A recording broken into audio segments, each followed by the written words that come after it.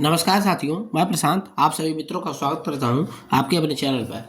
तो जैसा कि आपको पता होगा कि हम करंट अफेयर की क्लासेस को चला रहे हैं, जिसके अंतर्गत हम क्रॉनिकल जो पतली वाली मैगजीन है उसको हम अध्ययन कर रहे हैं। हम अक्टूबर माह के मैगजीन को अध्ययन कर रहे हैं, जिसमें हमने राष्ट्रीय, अंतर्राष्ट्रीय विषय और आर्थिक विषय को संपूर्ण कर लिया है। ठीक है, आज की क्लास में हम विज्ञान और प्रौद्योगिकी संबंधित जो अक्टूबर माह के मंथली मैगजीन में है करंट अफेयर दिए हुए हैं उसको हम अध्ययन करेंगे। ठीक है, तो क्लास को शुरू करने से पहले सभी साथियों से अनुरोध है कि आप ज्यादा चैनल को सब्सक्राइब करें, ज्यादा वीडियो को शेयर करें, ज्यादा लाइक करें। आप हमारे टेलीग्राम चैनल, व्हाट्सएप चैनल को जरूर जान करके रखें और हमें इंस्टाग्राम पे फॉलो कर सकते हैं। ठीक है, अगर मुझे आप पर्सनली पर इंस्टाग्राम पे फॉलो करना चाहते हैं तो प्रशांत मिश्रा 0036 मेरा इंस्टाग्राम आईडी है, वहाँ पे आप मैसेज कर सकते हैं, मुझे फॉलो भी कर सकते हैं और कुछ पूछना चाहे तो पूछ सकते हैं।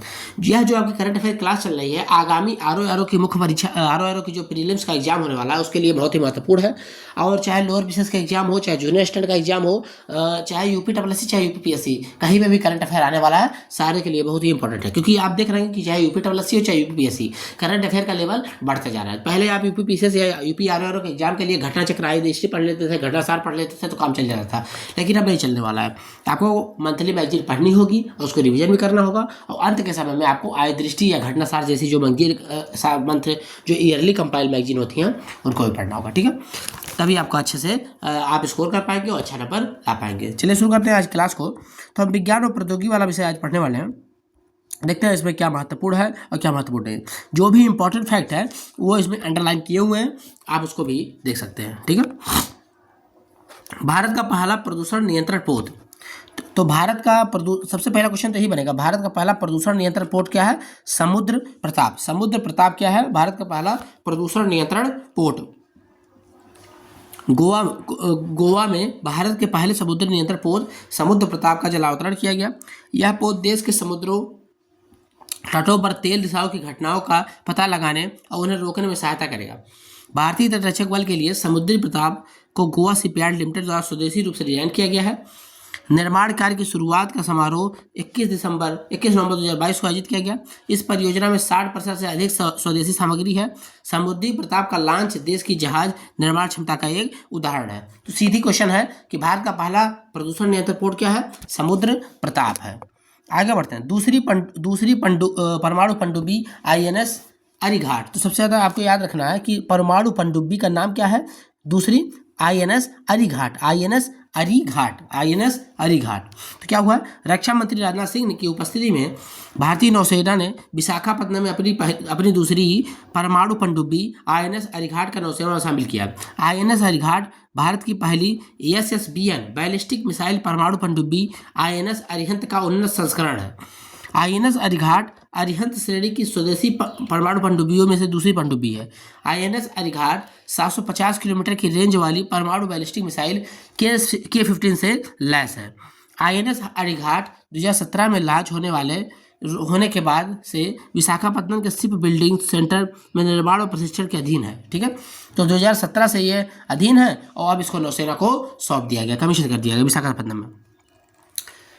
तीसरा इंपॉर्टेंट क्वेश्चन है सिग्नल स्ट्रेन ओलर हैजा वैक्सीन हिलकोल। ये क्या है? ये बहुत ही इंपॉर्टेंट क्वेश्चन है, हैजा वैक्सीन। ठीक है, पिछली बार जब आर का पेपर हुआ तो आप सभी मित्रों को ध्यान होगा कि वहाँ पे मलेरिया की वैक्सीन के बारे में पूछ लिया था। ठीक है, और पीसीएस के पेपर में कि आर दोनों किसी एक पेपर में पूछा था मलेरिया वैक्सीन के बारे में, तो पूछ सकता है हैजा वैक्सीन के बारे में भी। ठीक है, 2024 को भारत बायोटेक इंटरनेशनल लिमिटेड ने सिंगल स्ट्रेन ओरल हैजा वैक्सीन हिलकोल को लॉन्च किया है। तो हिलकोल क्या है? वैक्सीन का नाम हिलकोल है। किसने बनाया है? भारत बायोटेक इंटरनेशनल लिमिटेड ने। उसमें मलेरिया का वैक्सीन पूछा था और शायद उसका निर्माता सीरम था, सीरम इंस्टीट्यूट ऑफ टेक्नोलॉजी। ठीक है, इसको किसने बनाया है? भारत बायोटेक इंटरनेशनल लिमिटेड बनाया है। इसका नाम क्या है? हिलकोल। भारत बायोटेक ने इसे हिलकोल लेबोरेटरीज में से लाइसेंस के तहत विकसित किया है। भारत बायोटेक द्वारा भुवनेश्वर और हैदराबाद में बड़े पैमाने पर विनिर्माण स्थापित किया जाएगा। तो इसका निर्माण कहाँ पे बड़े पैमाने पे होगा? भुवनेश्वर और हैदराबाद में। आगे बढ़ते हैं। ये सुविधाएं हिलकोल को 200 मिलियन खुराकें बना सकती हैं। मौखिक हिलकोल टीकाकरण 0 और 14वें दिन 2 खुराक में दिया जाएगा। मतलब कि दो खुराक इसमें दिया जाएगा। पहली बार अगर आज लगाया गया तो फिर 14 दिन बाद दूसरा खुराक इसमें लगाया जाएगा। ठीक है, 1 वर्ष से अधिक उम्र के बच्चे इसका उपयोग कर सकते हैं। ठीक है, तो 1 वर्ष से उम्र 1 वर्ष से ज़्यादा उम्र के बच्चे जो भी होंगे इस वैक्सीन को ले सकते हैं। ठीक है, आगे बढ़ते हैं। एम पॉक्स से निपटने के लिए, मंकी पॉक्स से निपटने के लिए WHO की वैश्विक योजना, ठीक है, ये भी बहुत ही इंपॉर्टेंट क्वेश्चन है। तो 26 अगस्त 2024 को एम पॉक्स प्रकोप से निपटने के लिए विश्व स्वास्थ्य संगठन ने 6 महीने की वैश्विक योजना शुरू की है। तो कितने महीने की शुरू की है? देखो WHO ने शुरू की है। किसने शुरू की? सबसे पहले तो पूछेगा ये किसने शुरू की है? WHO ने। किसके निपटने के लिए? मंकी पॉक्स से निपटने के लिए। और कितने महीने की योजना है? 6 महीने की योजना है। ठीक है, इसका उद्देश्य एम पॉक्स के मानव से मानव संचरण को कम करना है। तो एम पॉक्स के मानव से मानव को संचरण को कम करना है। यह योजना सितंबर 2024 से फरवरी 2025 तक चलेगी। तो कब तक चलेगी? सितंबर 2024 से फरवरी 2025 तक। 135 बिलियन अमेरिकी डॉलर का वित्त पोषण इसको किया गया है। इस योजना में संचारण श्रृंखला को बाधित करने के लिए सबसे अधिक जोखिम वाले लोगों के लिए रणनीतिक टीकाकरण का प्रयास शामिल है। विश्व स्वास्थ्य संगठन ने 14 अगस्त 2024 को एम पॉक्स को अंतर्राष्ट्रीय चिंता का सार्वजनिक स्वास्थ्य आपातकाल घोषित किया गया था। ठीक है, तो जो मंकी पॉक्स है उसके लिए स्वास्थ्य आपातकाल घोषित किया था WHO ने 14 सितंबर 2024 को। ठीक है, बहुत ही इंपॉर्टेंट है ये, 14 अगस्त 2024 को। विश्व स्वास्थ्य संगठन की रिपोर्ट है कि 2022 से विश्व में 116 विभिन्न देशों में 208 मौतें और एमपॉक्स के 99,000 अधिक मामले दर्ज किए जा चुके हैं। ठीक है, अब एक और महत्वपूर्ण क्वेश्चन है आपका विज्ञान और प्रौद्योगिकी से। पहला पुनः प्रायोज्य हाइब्रिड रॉकेट RHUMI-1 लॉन्च हुआ है। ठीक है, RHUMI लॉन्च हुआ है। तो ये हाइब्रिड रॉकेट है और प्रायोज्य हाइब्रिड रॉकेट लॉन्च किया गया है। ठीक है, तो चेन्नई के थिरुवेंदथई से भारत का अपना पहला पुनर्प्रयोज्य हाइब्रिड रॉकेट RHUMI लॉन्च किया गया है। इसे तमिलनाडु स्थित स्टार्टअप स्पेस जोन इंडिया ने मार्टिन ग्रुप के साथ मिलकर विकसित किया है। ठीक है, बहुत ज़्यादा इंपॉर्टेंट है। कहाँ से लॉन्च किया गया है? चेन्नई के थिरुवेंदई से। और ये क्या है? पुनर्प्रायोज्य हाइब्रिड रॉकेट। पुनर्प्रयोज्य मतलब कि एक बार इसको लॉन्च किया गया तो फिर पुनः इसका उपयोग आप कर सकते हैं दोबारा भी, ये खत्म नहीं होगा। जैसे पुनर्प्रयोज्य मतलब इसको रीअटेम्प्ट भी दे सकते हैं, मतलब इसमें कि पुनः इसको भी लॉन्च कर सकते हैं। जैसे एक बार लॉन्च किया फिर दोबारा भी लॉन्च कर सकते हैं, दोबारा भी इसको यूज कर सकते हैं। ठीक है, किसने इसको लॉन्च किया है? तमिलनाडु की स्टार्टअप कंपनी है स्पेस जोन इंडिया द्वारा।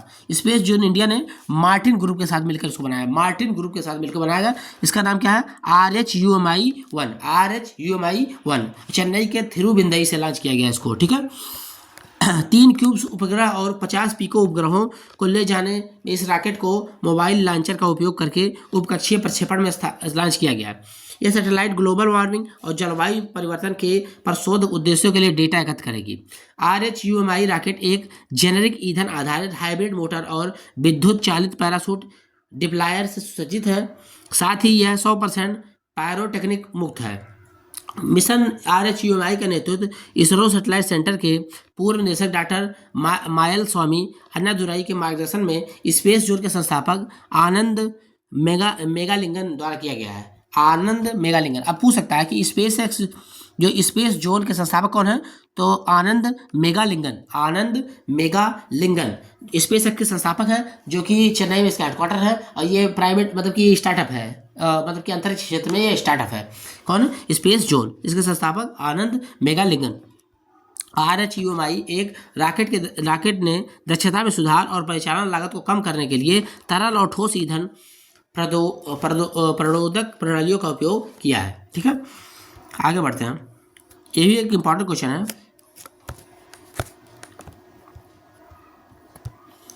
भारत की पहली स्वदेशी monkey pox RT-PCR kit launch. ठीक है, जैसे आपको पता होगा कि जब कोविड-19 आया था तो RT-PCR किट लॉन्च हुआ था, मतलब कि आप घर पे उसको टेस्टिंग कर सकते हैं। तो इसी तरह से मंकी पॉक्स के टेस्ट के लिए भी RT-PCR किट लॉन्च किया गया है स्वदेशी तौर पर भारत द्वारा। ठीक है, तो 24 अगस्त 2024 को आंध्र प्रदेश स्थित मेडटेक जोन ने भारत की पहली स्वदेशी रूप से विकसित ERBA-MDX monkey pox RT-PCR kit launch किया। तो इसका नाम क्या है? ERBA-MDX। ठीक है, इस किट का नाम है। ठीक है, कहाँ से लॉन्च किया? कहाँ की? आंध्र प्रदेश की मेडटेक कंपनी है जिसने इसको लॉन्च किया है। ठीक है, इसे Trans Asia diagnostic private limited के साथ साझेदारी में विकसित किया गया है। तो किसके साथ साझेदारी में? Trans Asia diagnostic private limited के साथ साझेदारी में इसको विकसित किया गया है। इस किट को भारतीय चिकित्सा अनुसंधान परिषद ने मान्यता हुई है और केंद्रीय औषधि मानक नियंत्रण संगठन आपातकालीन प्राधिकरण प्राप्त हुआ है। ठीक है, यह किट संक्रमण का जल्द पता लगाने और बेहतर प्रबंधन में मदद करता है। मंकी पॉक्स एक वायरल जूनोटिक बीमारी है जिसके लक्षण चेचक के समान होते हैं। बाद में 1970 में मनुष्यों में पाई गई। देखिए 1970 में, 1958 में बंदरों में पाई गई और 1970 में मनुष्यों में मंकी पॉक्स पाई गई। ठीक है, यह बीमारी संक्रमित जानवरों के रक्त, शारीरिक तरल पदार्थ या त्वचा या म्यूकोसल घावों के सीधे संपर्क के माध्यम से जानवर से इंसान में फैल सकते हैं। ठीक है, दूसरा स्वदेशी 700 मेगावाट परमाणु ऊर्जा रिएक्टर, ये क्या है? तो बहुत ही इंपॉर्टेंट क्वेश्चन ये भी है, मतलब ये थोड़ा सा कम इंपॉर्टेंट है पहले वाले से। ठीक है, लेकिन ये भी इंपॉर्टेंट है, इसको भी पढ़ना है आपको। ठीक है, एक सेकंड रुकिए, एक सेकंड। हाँ चलिए देखिए यहाँ पे, तो क्या है, 21 अगस्त 2024 को गुजरात के काकरापारा परमाणु ऊर्जा संयंत्र KAPS में भारत का दूसरा स्वदेशी 700 मेगावाट परमाणु ऊर्जा रिएक्टर ने अपनी पूरी क्षमता से काम करना शुरू कर दिया। कहाँ पे? काकरापारा, गुजरात में। ठीक है, बस आपको इतना याद रखना है, बाकी का और सब बहुत इंपॉर्टेंट नहीं है। ठीक है, आपको 700 मेगावाट का रिएक्टर है, दूसरा है ये, दूसरा स्वदेशी रिएक्टर है, और कहाँ पे हुआ है? गुजरात के काकरापारा में। ठीक है, आगे बढ़ते हैं। इसरो द्वारा EOS अर्थ ऑर्बिट सैटेलाइट, इस EOS का मतलब क्या होता है? Earth orbit satellite. ठीक है, अर्थ ऑर्बिट सैटेलाइट EOS मतलब है। ठीक है, तो इसरो द्वारा EOS 08 पृथ्वी अवलोकन उपग्रह प्रक्षेपित, ये क्या है? तो 16 अगस्त 2024 को भारतीय अंतरिक्ष अनुसंधान संगठन इसरो ने आंध्र प्रदेश के श्रीहरिकोटा से श्री सतीश धवन अंतरिक्ष केंद्र से लघु उपग्रह प्रक्षेपण यान SSLV D3 के माध्यम से EOS 08 पूर्वावलोकन उपग्रह लॉन्च किया है। ठीक है, तो बस आपको इतना याद रखना है कि EOS अर्थ ऑपरेटिंग सैटेलाइट और SSLV D3 से लॉन्च किया गया। कहाँ से? श्रीहरिकोटा, आंध्र प्रदेश से। और किस द्वारा लॉन्च किया गया है? इसरो द्वारा लॉन्च किया गया है। ठीक है, बाकी का और यहाँ नीचे पढ़ सकते हैं। उद्देश्य इसका क्या है? उपग्रह आधारित निगरानी, आपदा निगरानी, पर्यावरण निगरानी, अग्नि का पता लगाना, ज्वालामुखी गतिविधियाँ और औद्योगिक बिजली संयंत्र आपदा जैसी विभिन्न अनुप्रयोगों के लिए छवि बनाना है। ठीक है, आगे बढ़ते हैं।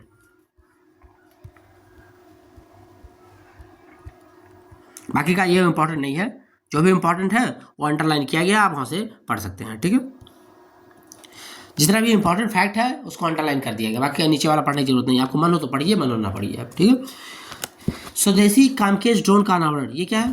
तो 14 अगस्त 2024 को नेशनल एरोस्पेस लैबोरेटरीज ने 1000 किलोमीटर की रेंज वाले स्वदेशी कामकेज ड्रोन का अनावरण किया है। ठीक है, तो 1000 किलोमीटर की रेंज वाले स्वदेशी कामकेज ड्रोन का अनावरण किसने किया है? नेशनल एरोस्पेस लैबोरेटरीज द्वारा, नेशनल एरोस्पेस लैबोरेटरीज द्वारा। भारतीय कामकेज ड्रोन जिसमें प्रत्येक की लंबाई लगभग 2.8 मीटर और पंखों का फैलाव 3.5 मीटर है। इसका वजन कितना है? 120 किलोग्राम है। 120 किलोग्राम है, पंखों का फैलाव 3.5 मीटर और इसकी लंबाई 2.8 मीटर है। ठीक है, ड्रोन की, इसका नाम क्या है? कामकेज ड्रोन, और इसमें एरोस्पेस लैबोरेटरीज द्वारा इसको लॉन्च किया गया, एरोस्पेस लैबोरेटरीज द्वारा। ठीक है, तो बस आपको इतना याद रखना है। यह इसरो द्वारा विकसित नेविगेशन सिस्टम का उपयोग करता है। NAL वैज्ञानिक और औद्योगिक अनुसंधान परिषद का एक घटक है। इसकी स्थापना 1970 में की गई थी। ठीक है, तो जो ये है आपका नेशनल एरोस्पेस लैबोरेटरीज, इसकी स्थापना किसी के द्वारा की गई थी? तो देखिए ये किसका, इसरो द्वारा विकसित किया गया है, वैज्ञानिक और औद्योगिक अनुसंधान परिषद, वैज्ञानिक और औद्योगिक अनुसंधान परिषद का भाग है। ठीक है, तो ये जो है आपका नेशनल एरोस्पेस लैबोरेटरीज नेशनल और औद्योगिक वैज्ञानिक और औद्योगिक अनुसंधान परिषद का घटक है, और जिसकी स्थापना 1959 में की गई थी। बस आपको इतना याद रखना है, और इसका ड्रोन का नाम याद रख लेना है। ठीक है, स्वदेशी कामकेज ड्रोन। स्वदेशी डेंगू वैक्सीन डेंगीऑल का तीसरा चरण का क्लिनिकल परीक्षण, ये भी बहुत इंपॉर्टेंट क्वेश्चन है। ठीक है, वैक्सीन वाले जो क्वेश्चन है वो इंपॉर्टेंट है। पीसीएस क्वेश्चन में आया था, मलेरिया आया था, और इस बार ये 2 वैक्सीन आ गए, एक तो आपका टाइफाइड का है, हैजा का, और ये डेंगू का है। तो भारतीय आयुर्विज्ञान अनुसंधान परिषद द्वारा पैनेसिया बायोटेक ने भारत की पहली स्वदेशी डेंगू वैक्सीन डेंगीऑल के तीसरे चरण का क्लिनिकल ट्रायल दिया है। ठीक है, तो नाम क्या है इसका? डेंगीऑल। किसके द्वारा किया गया है? पैनेसिया बायोटेक और भारतीय आयुर्विज्ञान अनुसंधान परिषद पैनेसिया बायोटेक ने बनाया। इसके तीसरे चरण का क्लिनिकल परीक्षण हुआ है, मतलब क्लिनिकल ट्रायल इसका हुआ तीसरे चरण का। ठीक है, इस परीक्षण में पैनेसिया बायोटेक द्वारा विकसित भारत की स्वदेशी टेट्रावैलेंट डेंगू वैक्सीन डेंगियाल की प्रभाविता का मूल्यांकन किया गया है। 14 अगस्त 2024 को इस परीक्षण में पहले प्रतिभागी को Pandit Bhagwat Dayal Sharma post graduate institute of medical sciences Rohtak में टीका लगाया गया। तो सबसे पहला टीका किसको लगाया गया? पंडित भगवत दयाल शर्मा को लगाया गया। ठीक है, आगे बढ़ते हैं। टेट्रावैलेंट डेंगू वैक्सीन स्ट्रेन मूल रूप से national institute of health USA द्वारा विकसित किया गया है। भारत में लगभग 75 से 80 संक्रमण लक्षणहीन होते हैं और फिर भी यह व्यक्ति एडीज मच्छरों के काटने के संक्रमण से फैलता है। ठीक है, तो जो डेंगू होता है ना 70 से 80% मामला होता है जिसमें आपको पता नहीं चलता है। ठीक है, लक्षण नहीं पता चलता है कुछ। ठीक है, और एडीज मच्छर के काटने से डेंगू फैलता है। ठीक है, आगे बढ़ते हैं।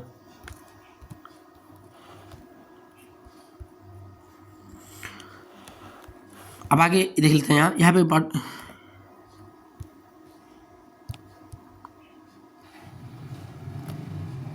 आगे बढ़ते हैं। अब एक इंपॉर्टेंट क्वेश्चन है ये कि लॉन्ग रेंज ग्लाइड बम गौरव। तो लॉन्ग रेंज का ग्लाइड बम है गौरव, इसके बारे में पढ़ते हैं। गौरव क्या है तो पूछ सकता है कि लॉन्ग रेंज ग्लाइड बम गौरव है। रक्षा अनुसंधान एवं विकास संगठन डीआरडीओ ने भारतीय वायुसेना के सुखोई 30 MKI लड़ाकू विमान से लॉन्ग रेंज ग्लाइड बम गौरव का पहला उड़ान परीक्षण सफलतापूर्वक किया है। ठीक है, तो किससे किया है? सुखोई 30 से किया है। किसने? डीआरडीओ द्वारा किया गया है। और जो गौरव है ये बम है, लॉन्ग रेंज ग्लाइड बम है, इसका सफलतापूर्वक परीक्षण किया गया है। किसके द्वारा? डीआरडीओ द्वारा, रक्षा अनुसंधान एवं विकास संगठन द्वारा। ठीक है, डीआरडीओ की स्थापना 1958 में हुई थी। इसका हेडक्वार्टर कहाँ पे है? आपका नई दिल्ली में है। ठीक है, लॉन्ग रेंज ग्लाइड बम गौरव एक परीक्षण उड़ीसा के तट पर हुआ। कहाँ पे हुआ? तो यह इसको याद रखना है आपको, उड़ीसा के तट पर हुआ है। गौरव एक हवा से लॉन्च किया जाने वाला 1000 किलोग्राम वर्ग का ग्लाइड बम है जो लंबी दूरी के लक्ष्य को भेदने में सक्षम है। इसे हैदराबाद स्थित रिसर्च सेंटर इमारत द्वारा स्वदेशी रूप से विकसित और डिजाइन किया गया है। ठीक है, तो रिसर्च सेंटर इमारत द्वारा इसको विकसित और डिजाइन किया गया है। ठीक है, आगे बढ़ते हैं। रिसर्च सेंटर इमारत doctor APJ Abdul Kalam missile complex DRDO की एक प्रमुख प्रयोगशाला है जो विविध रक्षा एवं एरोस्पेस अनुभागों के लिए एवियोनिक्स प्रणाली की एक विस्तृत श्रृंखला में अनुसंधान विकास का नेतृत्व करती है। मंगल ग्रह पर तरल अवस्था में पानी की खोज। ठीक है, बहुत इंपॉर्टेंट है ये भी। मंगल ग्रह की मध्य परत में तरल पानी नामक अध्ययन proceedings of the national academics of the science पत्रिका में प्रकाशित किया गया है। ठीक है, तो किसमें प्रकाशित किया गया? Proceedings of the national academics of science की पत्रिका में इसको प्रकाशित किया गया है। मंगल ग्रह की चट्टानी बाहर परत पर के अंदर तरल पानी के महासागर भी हो सकते हैं। पहली बार है जब वैज्ञानिकों ने ग्रह पर तरल अवस्था में पानी की खोज की है। यह परत मंगल ग्रह की परत में लगभग 10 से 20 किलोमीटर की गहराई में हो सकता है। मतलब कि मंगल ग्रह पे 10 से 20 किलोमीटर नीचे अगर गड्ढा किया जाए तो आपको पानी मिल सकता है तरल मात्रा में। शोधकर्ताओं ने नासा के सार्स इनसाइट लैंडर के डेटा का इस्तेमाल किया है जो 2018 में मंगल ग्रह पे उतरा था। तो जो सार्स इनसाइट लैंडर नासा का उतरा था उसके अध्ययन में पता चला है कि 10 से 15 फीट अगर नीचे खोदा जाए मंगल की सतह पर तो वहाँ पे पानी मिल सकता है। ठीक है, मिक्स्ड मैट्रिक्स मेम्ब्रेन का विकास। ये क्या है? विज्ञान एवं प्रौद्योगिकी मंत्रालय ने कहा कि उसने मिक्स्ड मैट्रिक मेम्ब्रेन नामक एक नई मिश्रित झिल्ली विकसित किया है। तो एक नई मिश्रित झिल्ली विकसित किया है मिक्स्ड मैट्रिक मेम्ब्रेन नामक विज्ञान एवं प्रौद्योगिकी मंत्रालय ने। यह प्रयोगशालाओं या औद्योगिक क्षेत्र में अमोनिया या अन्य अमीन लीक का पता लगाने में मदद करेगी। ठीक है, तो ये क्या करेगी? अमोनिया के लीक होने का पता लगाने में मदद करेगी। ठीक है, इसका उपयोग रासायनिक उर्वरक और खाद्य उपयोगों के लिए कच्चे माल के रूप में किया जाएगा। ऑन साइट गैस रिसाव और आपदाओं को रोकने के लिए अत्यंत महत्वपूर्ण होगा। यम में विभिन्न अमीन के वाष्पों के संपर्क में आने पर उल्लेखनीय रंग परिवर्तन देखा जाएगा। ठीक है, तो जब एक तरह से झिल्ली है, अगर यहाँ को लगा दिया जाएगा सेफ्टी में तो जब भी अमोनिया का रिसाव होगा तो इसका रंग बदल जाएगा। ठीक है, तो आपको पता चल जाएगा कि हाँ अमोनिया कहीं लीकेज हो रहा है। फेफड़ों के कैंसर के टीके का परीक्षण। तो फेफड़ों का जो कैंसर होता है उसके टीके का परीक्षण हुआ है। कहाँ पे हुआ है? डॉक्टरों ने विश्व के पहले mRNA फेफड़ों के कैंसर के टीके का परीक्षण रोगियों पर शुरू कर दिया है। ठीक है, तो डॉक्टरों ने mRNA फेफड़ों के कैंसर के टीके इसका परीक्षण शुरू कर दिया डॉक्टरों ने। इसका फार्मूला मतलब कि mRNA से इसको बनाया गया है। ठीक है, वैक्सीन BNT, वैक्सीन का नाम क्या है? BNT 116 को non small cell lung cancer के इलाज के लिए डिजाइन किया गया है, जो कि लंग कैंसर का सबसे आम प्रकार है। ठीक है, तो इसका नाम क्या है? BN116 non small cell lung cancer के इलाज के लिए इसको बनाया गया है। BNT116 टीके को बायो एनटेक द्वारा बनाया गया है। ठीक है, किसके द्वारा बनाया गया है? बायो एनटेक द्वारा। BNT116 को बायो एनटेक द्वारा इसको बनाया गया है। लंग कैंसर दुनिया में कैंसर से होने वाले मौतों का सबसे बड़ा कारण है। हर साल लगभग 1.8 मिलियन मौतें इसी कारण होती हैं। वैक्सीन mRNA तकनीक पर आधारित है। ठीक है, तो जो ये लंग कैंसर का वैक्सीन जो है mRNA तकनीक पर आधारित है। आगे बढ़ते हैं। आज क्लास का लास्ट क्वेश्चन है रियल टाइम लोकेशन ट्रैकिंग के साथ ई सूज। ये क्या है? तो भारतीय प्रौद्योगिकी संस्थान इंदौर ने रक्षा अनुसंधान एवं विकास संगठन DRDO को ट्राइबो इलेक्ट्रिक नैनो जनरेटर तकनीक पर आधारित सुसोल एनर्जी हार्वेस्टिंग यूनिट की 10 जोड़ी प्रदान की है। इससे एथलीटों को बेहतर प्रदर्शन करने में मदद मिलेगी और जवानों को लोकेशन के रियल टाइम ट्रैकिंग की मदद मिलेगी। DRDO के सहयोग से बनाया गया यह जूता इलेक्ट्रॉनिक उपकरणों को पावर देने के लिए भी मोशन एनर्जी का उपयोग करेगा। जैसे देखिए, एक तरह का क्या है कि DRDO ने भारतीय प्रौद्योगिकी और अनुसंधान संस्थान इंदौर के साथ मिलकर एक क्या बनाया है? एक जूता बनाया है। ठीक है, जिससे बहुत सारी चीज़ें, जैसे मतलब कि जो जवानों का लोकेशन है उसको भी पता किया जा सकता है, और जो मोशन है, जैसे जो मोशन एनर्जी है उससे उनको ऊर्जा भी मिल सकती है। जैसे अगर फ़ोन ऑन रखे हुए हैं तो वो चल रहे हैं, जब जूते चलेंगे तो उससे एनर्जी बनेगी और उससे मोबाइल भी चार्ज कर सकते हैं। ठीक है, तो इसको बनाया किसने? भारतीय प्रौद्योगिकी संस्थान इंदौर और DRDO के साथ इसको मिलकर विकसित किया है। ठीक है, तो इसका नाम क्या है? रियल टाइम लोकेशन ट्रैकिंग के साथ ई सूज। ठीक है, तो ये रहा आपकी विज्ञान और प्रौद्योगिकी संबंधित जो भी आपके अक्टूबर मंथ के मैगजीन में करंट अफेयर की घटनाएं थी वो। ठीक है, तो आपको यह क्लास कैसी लगी? आप कमेंट बॉक्स में ज़्यादा कमेंट करके बताएंगे, ज़्यादा वीडियो को शेयर करेंगे, ज़्यादा लाइक करेंगे। हमारे टेलीग्राम चैनल और व्हाट्सएप चैनल को जरूर ज्वाइन करके रखेंगे, और हमको इंस्टाग्राम पर भी फॉलो कर सकते हैं। मुझे आप इंस्टाग्राम पर मैसेज करना चाहते हैं तो आप वहाँ पर इंस्टाग्राम पर मुझे फॉलो कर सकते हैं, और अपना कुछ क्वेरी हो तो आप उसको मैसेज भी कर सकते हैं। आप कुछ क्वेश्चन पूछना चाहते हैं तो कमेंट बॉक्स में कमेंट करेंगे, उसका आंसर मैं आपसे दूंगा। ठीक है, और ज़्यादा वीडियो को शेयर करेंगे। अगर आप पुराने वीडियोज़ को पढ़ना चाहते हैं, जुलाई अगस्त सितंबर की मैगजीन को भी पढ़ना चाहते हैं, तो हमारे यूट्यूब चैनल पर जाकर देख सकते हैं। वहाँ पर क्रॉनिकल मैगजीन के नाम से प्लेलिस्ट बनी हुई है, वहाँ से आप सारे वीडियो को अच्छे से कवर कर सकते हैं। और जो अंडरलाइन वाला पोर्शन है वो बहुत ही महत्वपूर्ण है, आप खाली उसको ही पढ़ेंगे तभी आपका काम हो जाएगा। ठीक है, तो मिलते हैं नेक्स्ट क्लास में नेक्स्ट वीडियो के साथ। धन्यवाद।